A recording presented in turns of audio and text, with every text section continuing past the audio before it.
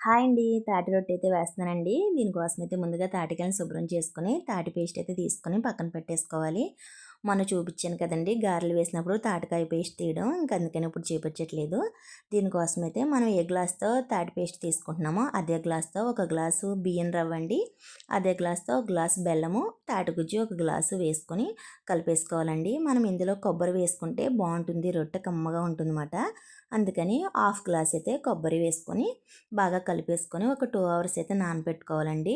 లేకపోతే 1 అవర్ అయినా నానబెట్టుకొని మనం రొట్టేసుకుంటే బాగుంటుంది. ఇలా కలిపేసుకొని ఒక 1 అవర్ అయితే వదిలేయాలండి.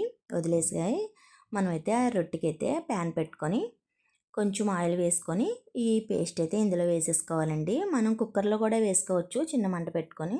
లేకపోతే తెల్లసరి మూకుట్లో అయినా ఇలా వేసుకొని చేత్తో ఇలా సమానంగా చేసుకొని మూత పెట్టేసుకుంటే మనకైతే ఉడుకుతుందండి రొట్టె. ఒక హాఫ్ అన్ అవర్ 45 మినిట్స్ పడుతుంది. రొట్టె అయితే చాలా కమ్మగా టేస్ట్‌గా ఉంటుందండి. ఇదిగోండి రొట్టె అయితే రెడీ అయిపోయింది. కొంచెం నల్లగా అయింది రొట్టె. అయినా కమ్మగా బావుందండి. ఈ వీడియో నచ్చితే లైక్ చేయండి. కొత్తగా మన ఛానల్ చూసేవాళ్ళు సబ్స్క్రైబ్ చేసుకోండి. Bye friends.